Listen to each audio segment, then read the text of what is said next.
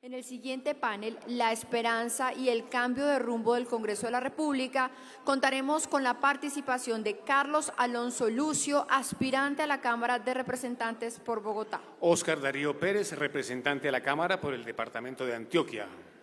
Lina María Garrido Martín, representante a la Cámara por Arauca, y todos ellos van a compartir su visión sobre las prioridades legislativas, los consensos posibles y los retos para impulsar el desarrollo del país. Este diálogo será moderado por Aurelio Suárez, es analista económico, ustedes lo conocen muy bien, es político internacional, columnista en diversos medios y panelista de la cadena Blue Radio. A todos ellos bienvenidos, ustedes también en el público, también bienvenidos, iniciamos. Por favor, doctor Óscar Darío, doctora Lina, doctor Simón, por favor. Estamos un poco mal de tiempo, entonces yo quiero advertir a los asistentes y advertirle a los participantes, doctora Lina, doctor Simón, doctor Carlos Alonso, doctor Óscar Darío, que falta una silla. En logística, por favor, una silla. Que el panel no va a durar 45 minutos, sino 35 minutos.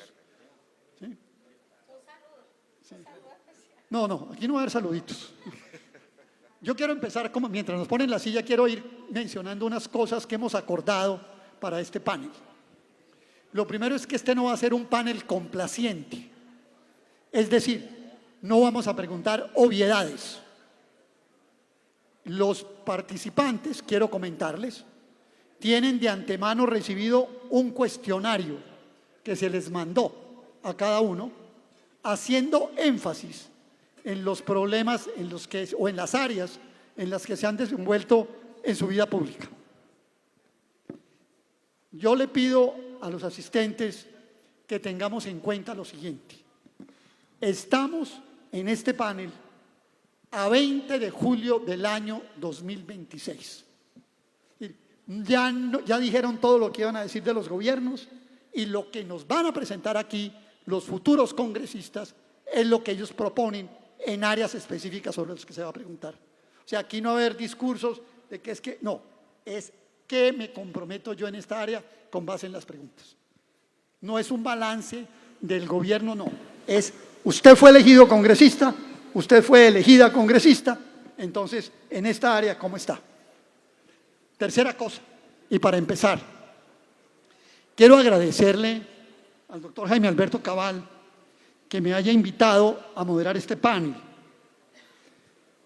Y yo lo entiendo, ante todo, no como una deferencia para Aurelio Suárez.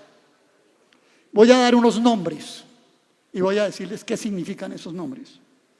Marco Peláez, Alfredo Gutiérrez, Sergio Ceballos, Castor Rendón, Óscar Jaramillo, Hernando Agudelo Villa y Pepe Suárez Gómez. Este último fue mi papá y fueron las personas que organizaron a FENALCO en Antioquia hace 80 años.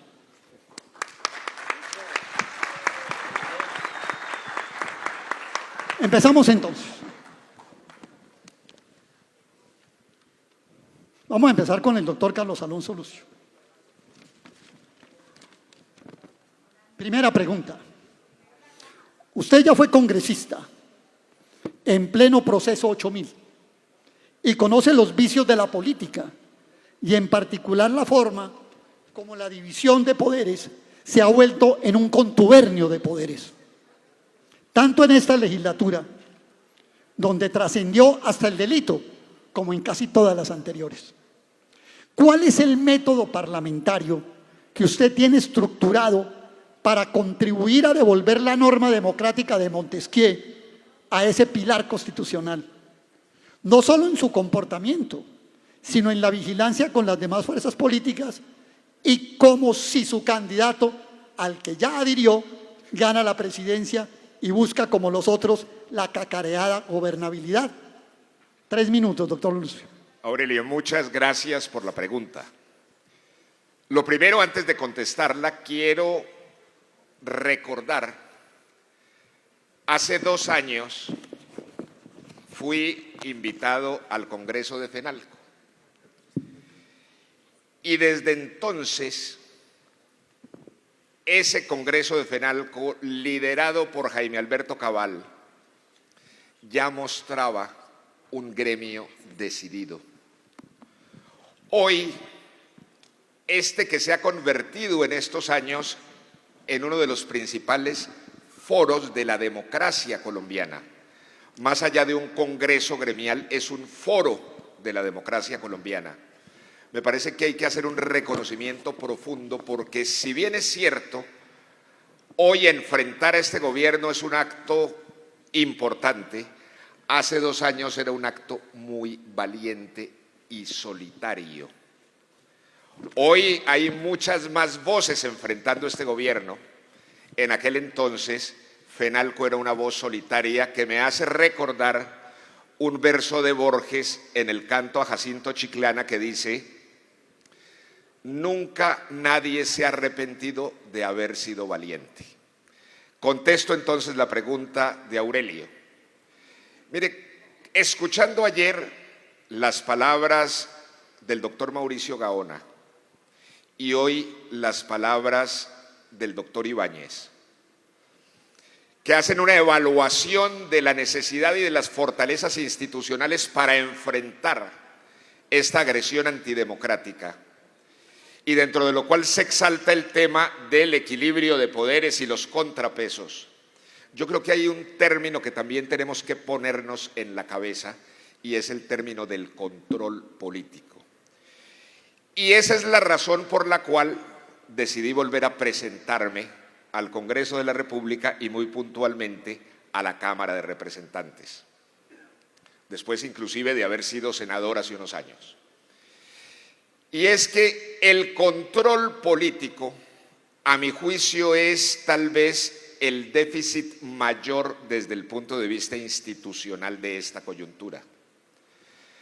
Porque si es cierto que ha habido instituciones que se han parado a enfrentar con una enorme valentía,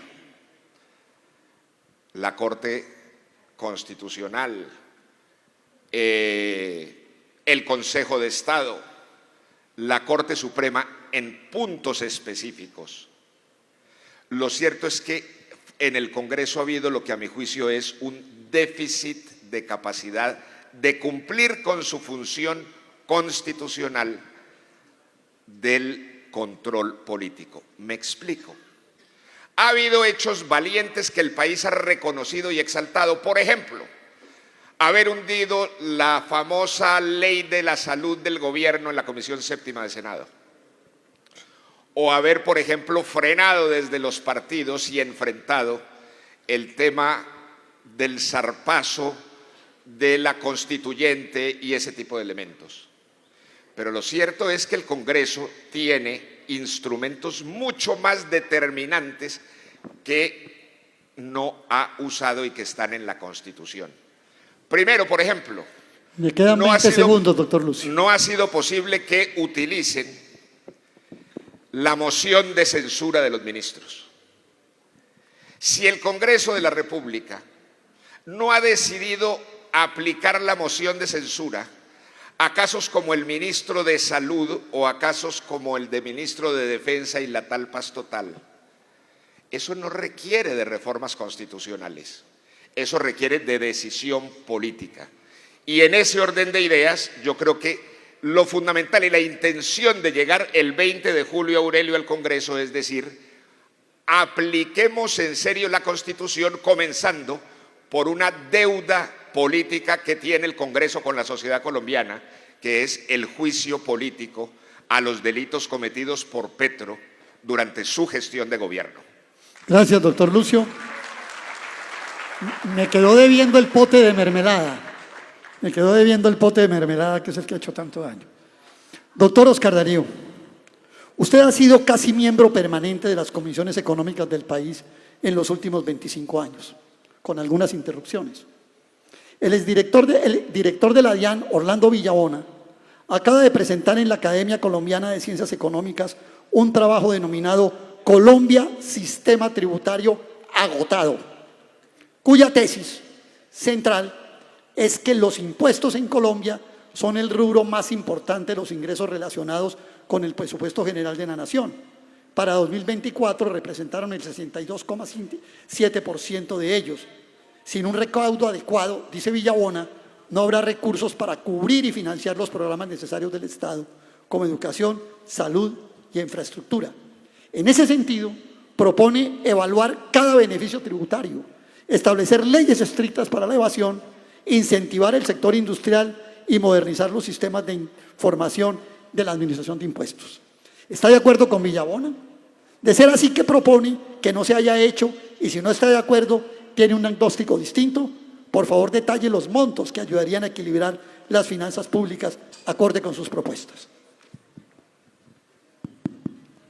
Sí, muchas gracias, buenas tardes. Muchas gracias a FENALCO por tenernos en cuenta aquí en un tema tan crucial y tan importante.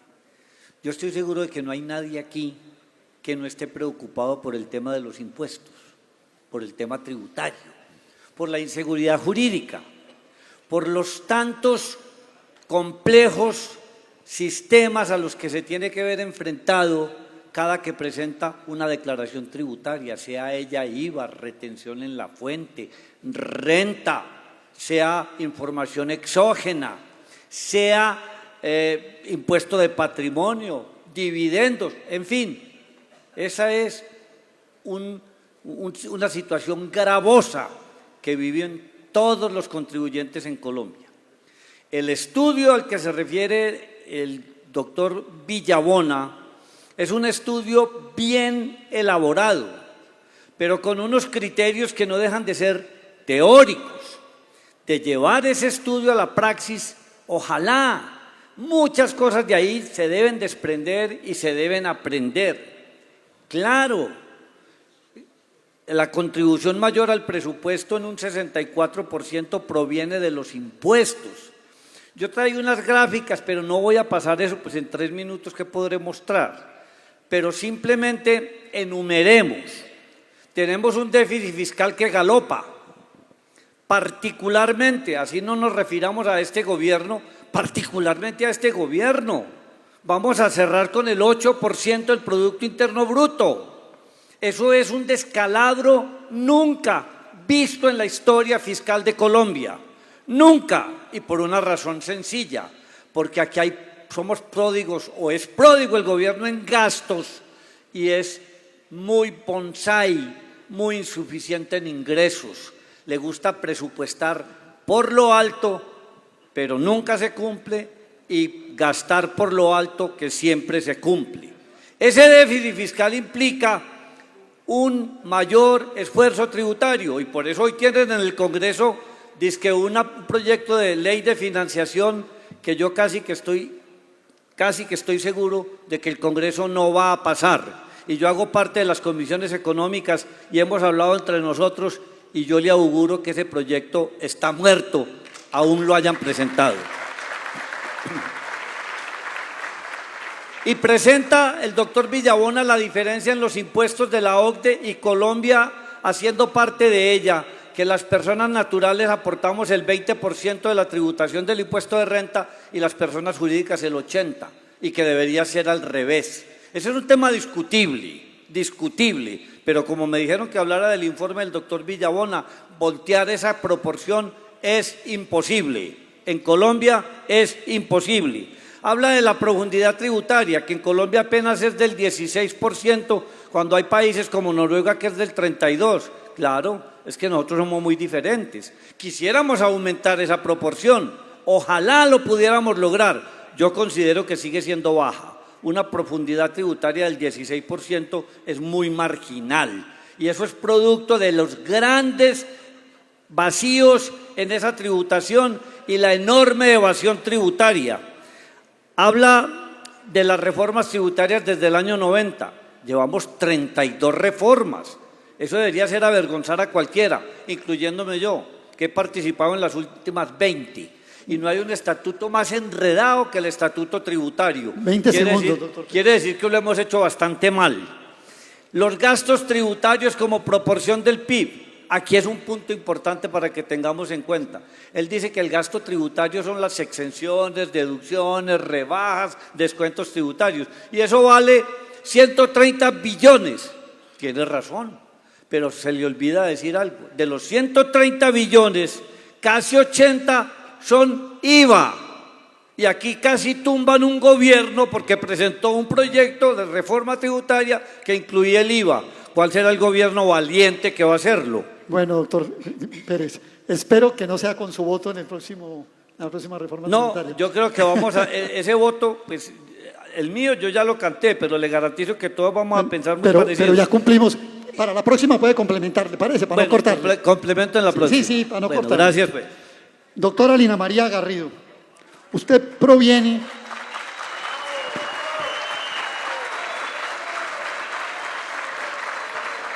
Se supone que no había que traer barra, ¿no? Usted proviene del departamento de Arauca, la única de una región periférica en el panel.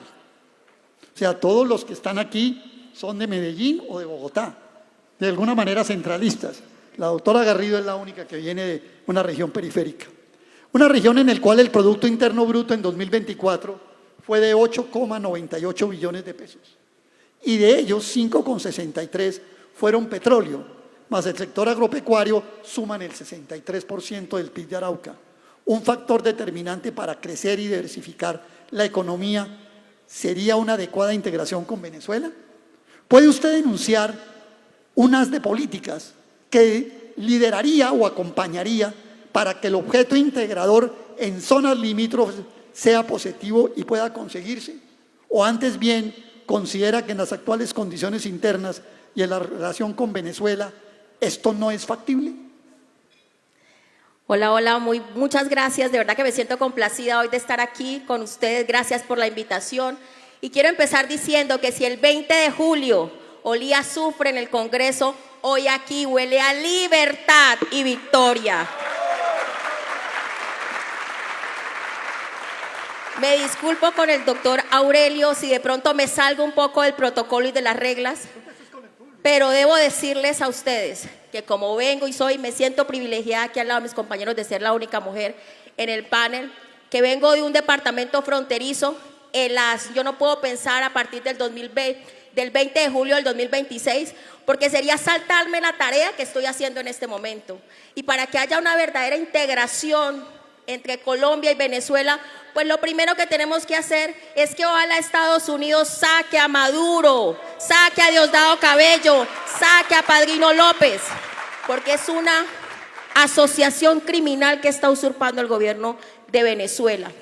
Y por supuesto, la tarea que hoy estamos encabezando es que para el 7 de agosto del 2026 no esté Gustavo Petro, porque este gobierno ha tolerado la criminalidad que campea en nuestras fronteras, porque no hay puentes de comercio en nuestras fronteras, porque lo que hay son corredores de narcotráfico y criminalidad.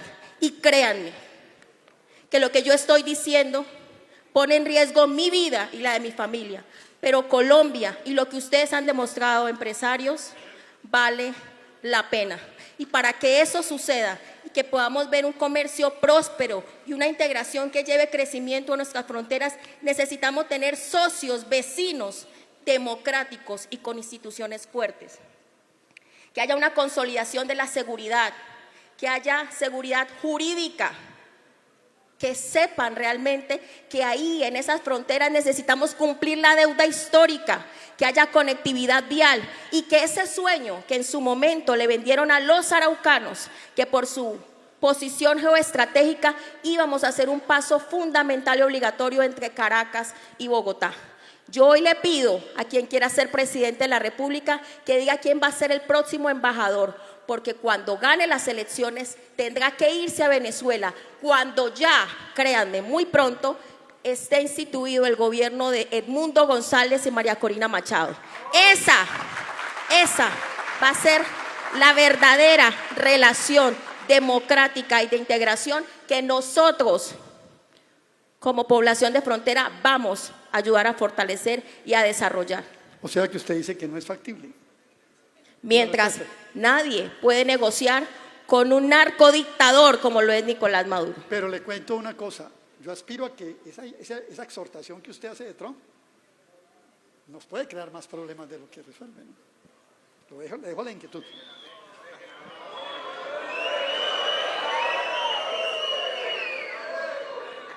Doctor Molina, su vida ha transcurrido entre el deporte, la función pública en materia ambiental y en los servicios públicos domiciliarios, y como concejal de Medellín. Son temas que están en una próxima agenda por las contradicciones entre posiciones divergentes en la sociedad colombiana.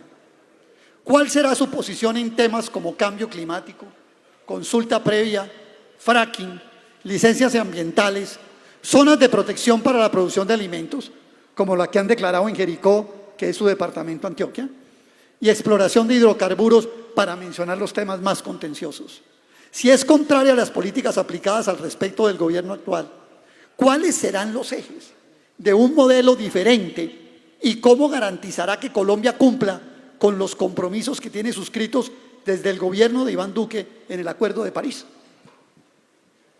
Bueno, muy buenas tardes. Muchas gracias a FENALCO por la invitación. Quiero aprovechar además para felicitarlos por los 80 años y espero poder en el Congreso representar muy bien a los comerciantes, a los empresarios y a los ciudadanos de Antioquia y de Colombia para que podamos potenciar nuestro sector privado, generar desarrollo económico y por supuesto generar riqueza, que es la verdadera manera de transformar a Colombia y de que empiecen los cambios sociales que se necesitan. Por supuesto que nosotros pensamos totalmente diferente al gobierno actual, empezando porque el gobierno de Petro lo único que ha hecho en estos temas ambientales y minero-energéticos es la improvisación y no ha dejado que se dé un debate técnico, sino un debate ideológico que le hace mucho daño a la decisión en esta materia. Yo creo que, por ejemplo, el tema de las consultas previas, por supuesto que es un derecho que tienen las comunidades, pero las consultas previas terminaron siendo en Colombia una herramienta de la parálisis del desarrollo y no para ayudar a potenciar la transformación que necesita Colombia. Así que eso es una herramienta que hay que revisar y que hay que transformar, porque tenemos que hablar también de las cosas que son complicadas y que nos han querido meter en ese tema de las dictaduras de las minorías. Nosotros no podemos seguir permitiendo que sean pequeños sectores los que frenen el desarrollo de nuestro país. Adicionalmente, creo que en el sector de minero energético y para hablar particularmente del tema de los hidrocarburos, pues este gobierno ha hecho un desastre con Ecopetrol. Colombia es el único país de Sudamérica que no ha firmado contratos de hidrocarburos, lo que significa que vamos en contravía completamente de lo que está sucediendo no solamente en la región, sino en el país.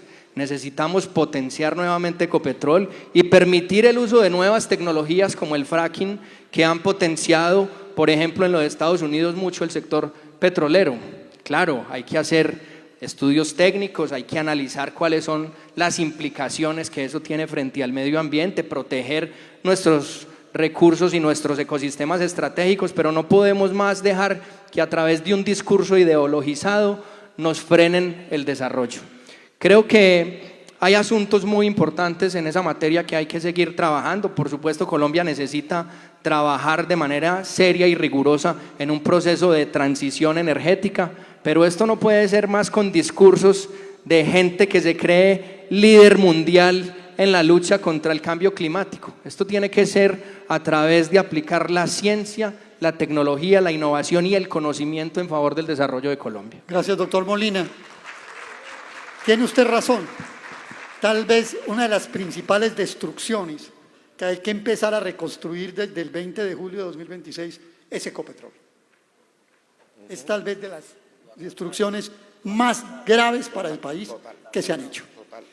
Doctor Lucio, vamos para la segunda pregunta.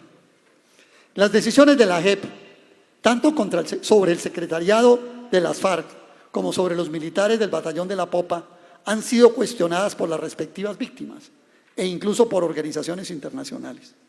Teniendo en cuenta que el acuerdo para la terminación del conflicto previó esa institución y que hace parte en algunas de sus normas del bloque de constitucionalidad, ¿cuáles serían sus iniciativas como congresistas para garantizar, cualquiera sea el caso, verdad, justicia y reparación? A ver, hoy más que verdad, justicia y reparación, que es sobre todo un método, un modelo, eso no es un propósito. Lo que tenemos es una violencia generalizada y una expansión extraordinaria, exponencial, del control territorial del crimen organizado. La prioridad de hoy no son los acuerdos de La Habana, ni es el tema de la JEP. La prioridad de hoy es la recomposición de la capacidad de la Constitución y el Estado para recuperar los territorios perdidos. Eso es lo fundamental. Y sobre esa decisión, lo imprescindible es, desde el Congreso, contribuir con el próximo gobierno a lograr una estrategia que defienda la Constitución y que garantice la derrota del crimen organizado, del control territorial y de la combinación de las formas de lucha que es la violencia en la política. O exigimos y garantizamos el cumplimiento de la Constitución o la democracia colombiana no tiene futuro. Muy bien, doctor. Muchas gracias. Continuamos, doctor Oscar Darío, para reforzarle su intervención anterior. Voy a decirlo de la siguiente manera. Con un país en crisis, la deuda pública está disparada. Con Petro pasó, óiganlo bien, de 805 billones a 1.100 billones hasta julio, a razón de más de 8,2 billones por mes, con tasas de interés cada vez más altas por el riesgo país y problemas de caja por ingresos sobredimensionados en los presupuestos y tenemos precio del petróleo que se avisora a la baja. Hay margen para aliviar la carga tributaria a los comerciantes sin poner en riesgo la sostenibilidad fiscal del país. Sí, doctor Aurelio. Muy bien el diagnóstico. Pasamos, pongámosle mucho cuidado, la deuda pública de Colombia de 800 billones a 1.100. Eso es una vergüenza. El presupuesto de hace 3 años era 200 billones menos que el de hoy. Pero si eso fuera para inversión, el 70% es para gastos de funcionamiento. Esto es un desastre. Por eso tenemos esa crisis fiscal descomunal que estamos padeciendo. Pero en ese escenario, la pregunta es, ¿qué respuesta tributaria hay para el comercio? Pues también para la industria, para el sector servicios. Aquí tenemos que empezar seriamente a pensar cómo desmontamos paulatinamente el 4 por 1000 para que haya un beneficio para los contribuyentes de Colombia. Hay que irlo desmontando. Aquí hay que pensar cómo le quitamos a la DIAN una serie de competencias abusivas con el contribuyente. Una facturación equivocada que es de humanos equivocarse, cierran el negocio dizque por evasión. Es decir, la DIAN debe considerar al contribuyente un socio, no un enemigo. Y así es como se comportan. ¿Me corrige la declaración de renta o lo sanciono? ¿Qué es eso?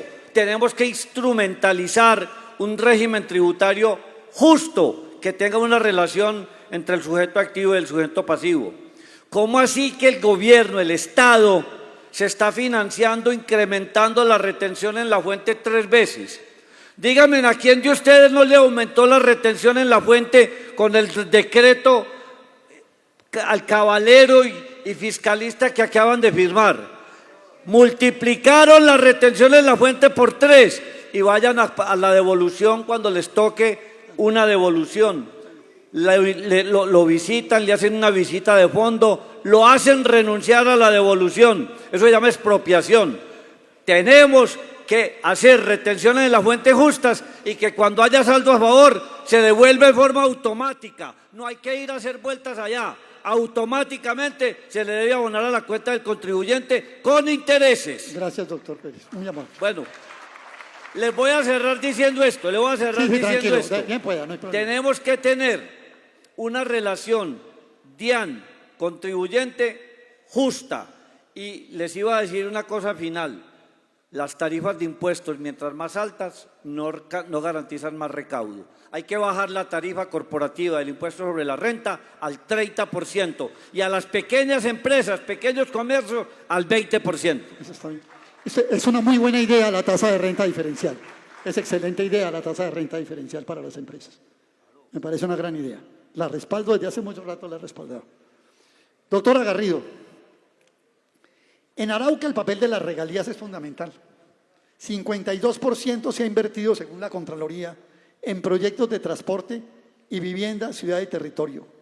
A esto se suma que con el nuevo sistema general de participaciones, el 39% de los ingresos corrientes de la nación se van a ir trasladando de manera gradual y durante un plazo de hasta de 12 años a las regiones.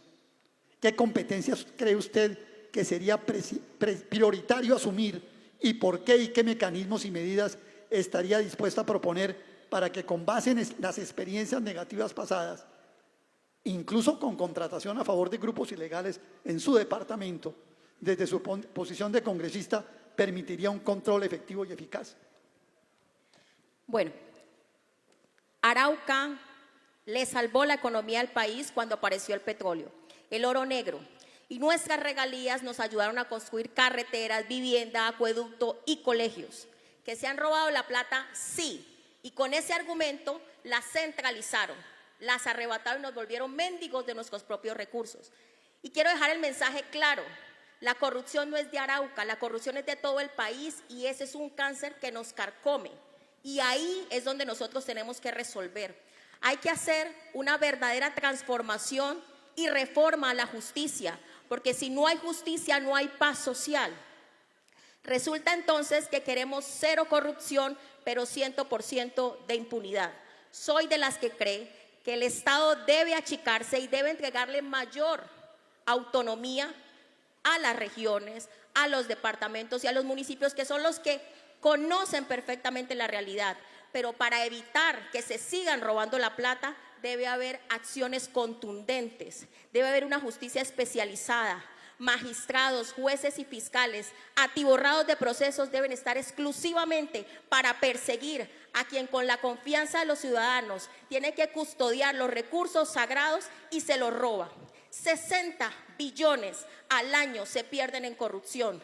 Y piensen ustedes, ¿qué haríamos con 60 billones con tanta necesidad que tiene este país? Primero, no los asfixiarían a ustedes, comerciantes, empresarios, con más impuestos, porque aquí cada ministro de Hacienda que llega al gobierno puede estudiar en las mejores universidades del mundo, pero no se le ocurre más sino una bendita reforma tributaria y no la raíz y el cáncer del problema, que es la corrupción. El que se roba la plata sagrada de los colombianos, fruto del esfuerzo de ustedes, tiene que pagar cárcel, tiene que pagar con su patrimonio y tiene que pagar con su capital político.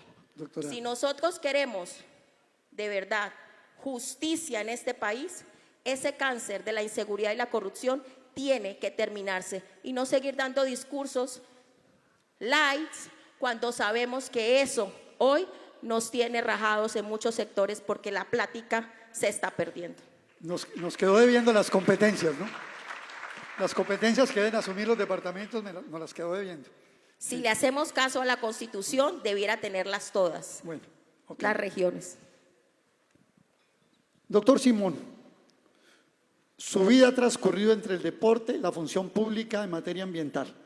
Con respecto al deporte, ha habido una disminución del presupuesto del Ministerio del Deporte y la supresión de compromisos olímpicos de Colombia, como la de los Juegos Panamericanos de Barranquilla, hechos corruptos en el ministerio y abandono de los deportistas de alto nivel. ¿Qué piensa impulsar para poner este sector en un lugar competitivo a escala mundial? ¿Acabar el ministerio? ¿Volver a Coldeportes? Aurelio, yo creo que acabar el ministerio no es la solución, porque la creación del Ministerio del Deporte fue el resultado de muchos años y de querer visibilizar y potenciar, al contrario, el tema del deporte. Yo soy un convencido de que el deporte y la educación son las mejores herramientas de la transformación social, pero realmente el gran problema que hay asociado hoy, por ejemplo, al presupuesto del deporte, usted lo mencionó, y es la corrupción. Cuando hay corrupción, la plata no alcanza, y no alcanza no solamente para el Ministerio del Deporte. Medellín y Antioquia han sido víctimas también de la corrupción del gobierno, y por eso se han cancelado los recursos para la construcción del túnel del Toyo, por eso no llegaron, sino casi 2 años después, los recursos para la construcción del metro de la 80. Yo fui hasta hace pocos meses secretario privado de la alcaldía de Medellín de Federico Gutiérrez. Nos tocó recibir una ciudad siniestrada por la corrupción. Daniel Quintero y su combo se robaron esta ciudad y aquí la plata no se veía y no alcanzaba. Con la gestión pública eficiente y transparente, nosotros, por ejemplo, tenemos hoy un Instituto de Deporte y Recreación en Medellín que tiene un presupuesto de 538.000 millones de pesos al año, más alto incluso que el del Ministerio del Deporte. Eso significa que cuando a la gestión pública llega la eficiencia y la transparencia, los recursos sí alcanzan y los recursos sí se pueden invertir. Así que yo creo que una de las grandes reformas que hay que hacer en Colombia es una lucha frontal contra la corrupción, pero que deje de ser discurso y que sea realidad, porque realmente hoy lo que está pasando y lo que está dejando el gobierno de Petro es corrupción alarmante en absolutamente todas las dependencias del gobierno y en todo el país. Bueno, pero no me contestó la de más recursos. No me contestó la de más recursos. ¿Y sí más recursos o no?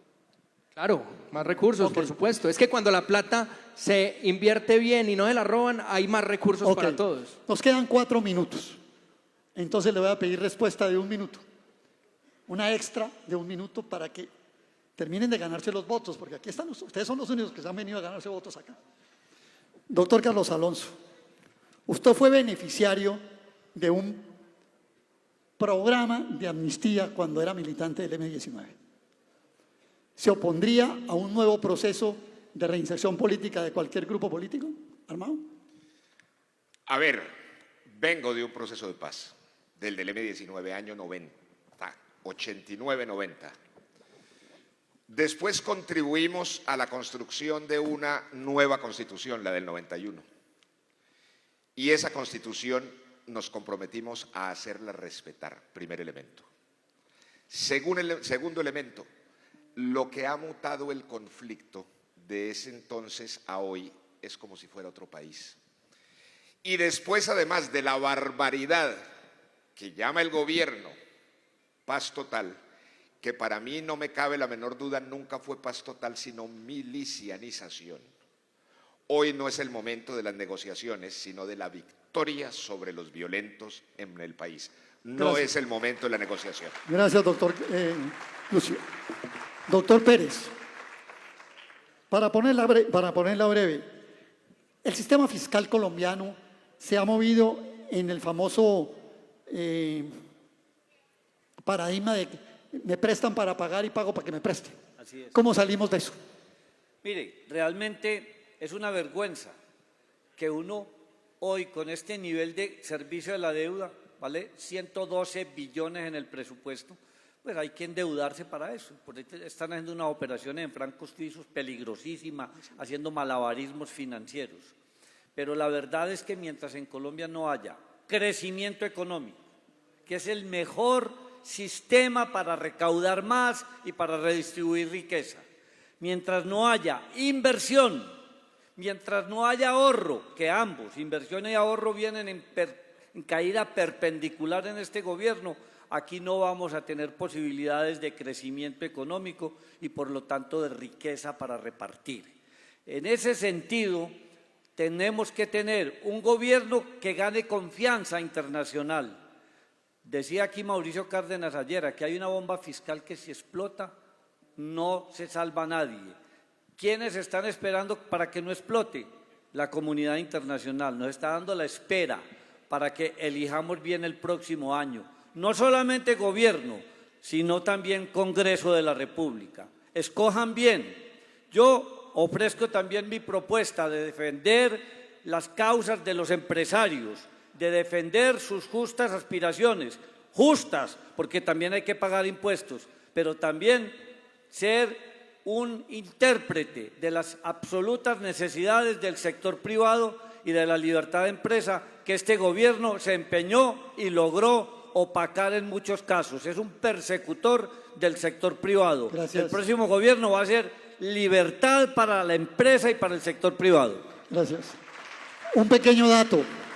Este año vamos a pagar 112 billones de pesos de servicio de deuda, pero 32 billones son amortización y 80 intereses, como en una prendería. Correcto. Doctora Garrido, para que usted no diga que yo no fui amable con usted. Cuando uno estudia los problemas de mujer en Colombia, tal vez el mayor déficit que hay en el sector en el tratamiento es el déficit de la participación de la mujer en política. ¿Qué propone usted para subsanar esa deficiencia? Bueno, como mujer que le encanta la política y que ha puesto su nombre a consideración en diferentes campañas y elecciones, debo decir que a mí no me gusta que me regalen nada. A mí me gusta buscarme los votos, me gusta conquistar la confianza de la gente y demostrar con mi trabajo que las mujeres tenemos voz y compromiso, principio y criterio para hacer un buen papel en estos escenarios. Nosotros tenemos una ley de cuotas que dice que el 30% de las listas deben ser conformadas por mujeres. Querer pasar al 50%, que fue una iniciativa que en este periodo se discutió, era casi que improbable, porque conseguir mujeres que tomen la decisión de participar en política es muy difícil, pero peor y es más indignante utilizarlas, instrumentalizarlas solamente como relleno para cumplir una ley de cuotas. Dejamos la ley de cuotas del 30%, pero yo pido que se haga una reforma, y es que las mujeres que participen puedan ser electas así no tengan la mayoría de la votación. Es decir, si a la Cámara de Representantes o al Senado de la República, consejos o asambleas, el partido político se gana 5 curules, 10 curules, la mitad sea para las mujeres y la mitad para los hombres, repartidas en las mayores votaciones de cada uno de los géneros. De esa manera, las mujeres que tomen la decisión no necesitarán llegar a conquistar la mayoría de los votos, pero sí se les garantiza su asiento en los escenarios de toma de decisiones. Porque les digo algo, quienes se lanzan a la política, la mayoría de las que acuden a las urnas a votar somos las mujeres, y por tanto merecemos que mujeres con valentía y gallardía que quieran transformar este país deben estar en estos escenarios de toma de decisiones. Gracias, doctora Garrido.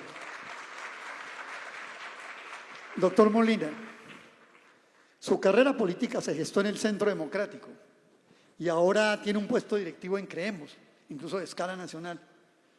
¿Por qué diferencia se pasó del Centro Democrático a Creemos? Buena pregunta. No, mire, yo fui concejal de Medellín 8 años por el Centro Democrático, y yo con el Centro Democrático lo único que tengo es agradecimiento, reconocimiento, y especialmente con el presidente Uribe. Allá tengo grandes amigos como el doctor Oscar Darío y muchos otros. Yo hoy hago parte del movimiento político Creemos, que fue inspirado por el alcalde de Medellín, Federico Gutiérrez, porque creo que Creemos es una iniciativa y un movimiento que puede darle una esperanza diferente a los ciudadanos en Colombia. Creo que somos de un espectro mucho más amplio, que queremos estar alejados de tanta polarización y que nos vamos a convertir seguramente en una gran alternativa de poder para llegar al Congreso de la República con una forma simple que tenemos, y es encontrarnos a través de los valores, potenciar la gestión pública eficiente y siempre mirar a los ciudadanos a los ojos para decirles la verdad. Y creo que ahí me identifiqué muy bien con Federico y con su forma de hacer política, y por eso me fui para el movimiento Creemos. Gracias, doctor Molina. Le agradezco a los candidatos. Como se vio, este no era un panel complaciente, era un panel para poner a prueba a los candidatos. Mil gracias a ustedes y una feliz tarde.